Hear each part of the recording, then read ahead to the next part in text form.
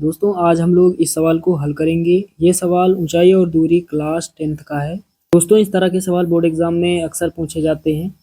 इस तरह के सवाल बोर्ड एग्जाम में 6 नंबर या फिर 4 नंबर के लिए पूछे जाते हैं। तो एक बार सवाल पढ़ लेते हैं, उसके बाद इसको हल करते हैं। बहुत ही आसान सवाल है।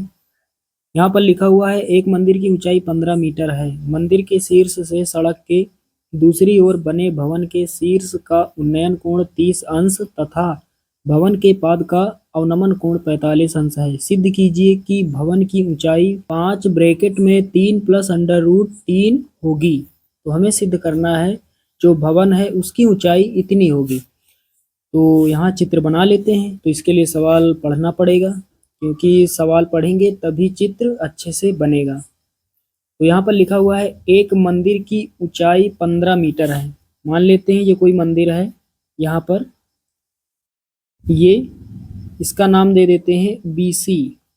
बीसी कोई मंदिर है जिसकी ऊंचाई है 15 मीटर। उसके बाद आगे लिखा हुआ है, मंदिर के शीर्ष से सड़क के दूसरी ओर बने एक भवन के शीर्ष। भवन यानी एक घर की बात हो रही है। तो यहाँ बना लेते हैं। मान लेते हैं ये कोई भवन है यानी घर है। मंदिर छोटा बनेगा और घर जो होगा वो बड़ा होगा। तो इसका नाम दे देते हैं यहाँ पर एडी। एडी कोई भवन है। तो यहाँ पर लिखा हुआ है, मंदिर के शीर्ष से सड़क के दूसरी ओर बने भवन। ये सड़क है, ये सड़क बना लेते हैं। और सड़क के इस ओर यहाँ पर ये जो है एडी, ये भवन है। चलिए दोस्तों अब यहाँ से सवाल पढ़ते हैं। मंदिर के शीर्ष से, मंदिर का शीर्ष ये है।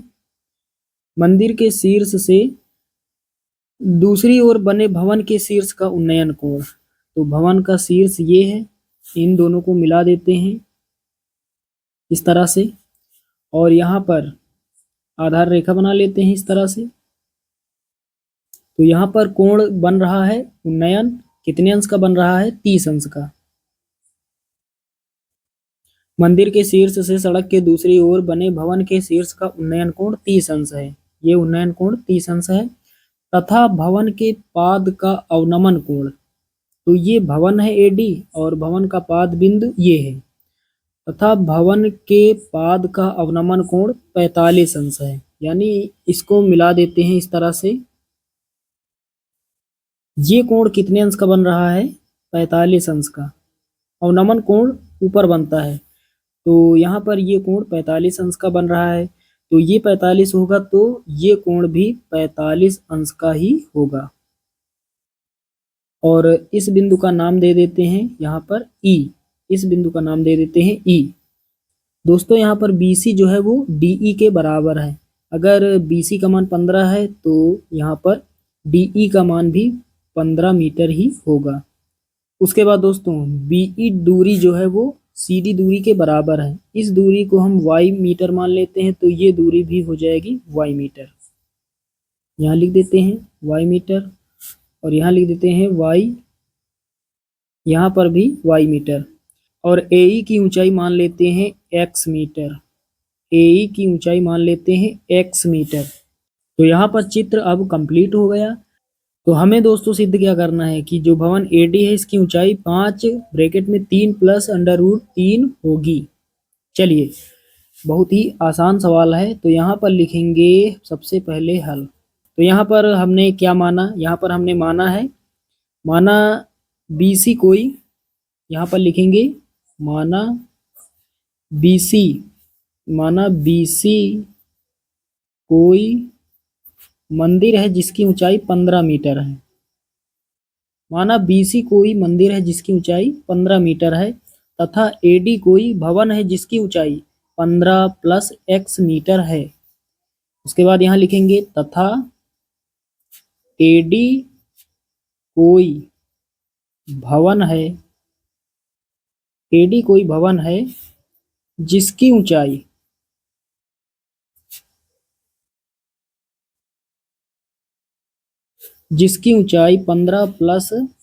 15 प्लस X मीटर है। तो यहाँ पर जो हमने माना, यहाँ पर हमने थोड़ा लिख दिया है। इतना ही आपको लिखना है। अब दोस्तों यहाँ पर हल करते हैं। यहाँ पर दो समकोण त्रिभुज बनना है। एक समकोण त्रिभुज है ABE और एक बन रहा है BDC। तो कोई एक पहले ले लेते हैं। तो यहाँ पर लिखेंगे समकोण त्रिभुज। चलिए पहले ये ले लेते हैं BDC, समकोण त्रिभुज BDC में, समकोण त्रिभुज BDC में। तो यहाँ पर tan लिखेंगे, थीटा कितना है 45 अंश बराबर tan थीटा बराबर क्या होता है लंब बटे आधार। लंब का मान कितना 15, आधार कितना है y। tan 45 का मान 1 होता है बराबर 15 बटे y। आगे हल करते हैं, y1 के y बराबर कितना हो जाएगा 15। तो y बराबर 15, इसको हम मान लेंगे समीकरण 1। अब दूसरा समकोण त्रिभुज ले लेते हैं। तो यहाँ पर लिखेंगे अब समकोण त्रिभुज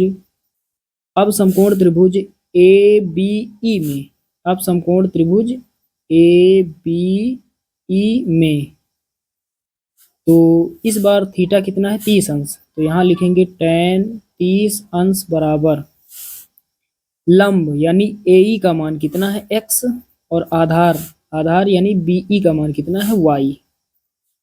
चलिए आगे हल करते हैं। tan 30 का मान 1/√3 बराबर x बटे y। आगे हल करते हैं, y के y बराबर x का √3 से गुणा होगा तो x √3 हो जाएगा। दोस्तों यहाँ पर y का मान रख देते हैं। तो y के स्थान पर हम 15 लिख सकते हैं समीकरण 1 से। तो इसके स्थान पर 15 बराबर x √3। यहाँ से x का मान निकालेंगे तो क्या हो जाएगा √3, उधर गुणा कर रहा है इधर भाग करेगा तो इधर नीचे हो जाएगा √3 बराबर x। तो यहाँ √3 नीचे है तो √3 से ऊपर गुणा कर देते हैं और √3 से नीचे गुणा कर देते हैं। तो यहाँ से साथियों हमने √3 को हटाने के लिए √3 का परिमेयकरण कर दिया। √3 से अंश में गुणा, √3 से हर में गुणा। तो x बराबर कितना हो जाएगा 15 √3 हो जाएगा ऊपर, और नीचे कितना √3 का √3 से गुणा होगा कितना हो जाएगा, रूट हट जाएगा 3 मिलेगा, 3 1 के 3, 3 5 15। तो x बराबर कितना हो जाएगा 5 √3। x का मान हमने निकाल लिया है। तो यहाँ पर दोस्तों अब हम जो यहाँ पर भवन है AD, इसकी ऊंचाई निकाल सकते हैं। तो यहाँ पर लिखेंगे अतः भवन AD की ऊंचाई, अतः भवन AD की ऊंचाई, तो ये जो भवन है AD इसकी ऊंचाई है 15 + x। तो यहाँ लिखेंगे 15 + x बराबर 15 लिखेंगे प्लस x का मान हमने अभी निकाला, कितना यहाँ पर निकला 5 √3। तो यहाँ रख देते हैं 5 √3। अब यहाँ पर कॉमन ले लेते हैं 5, तो यहाँ से 3 मिलेगा प्लस यहाँ से 5 हट जाएगा √3। यहाँ पर सिद्ध हो गया सवाल। तो साथियों हमारा सवाल हल हो गया। अतः भवन AD की ऊंचाई जो है वो 5 ब्रैकेट में 3 + √3 के बराबर है। तो साथियों उम्मीद करता हूँ कि ये सवाल आप सभी लोग अच्छे से समझ गए होंगे। चलिए दोस्तों मिलते हैं अगले वीडियो में, तब तक के लिए जय हिंद।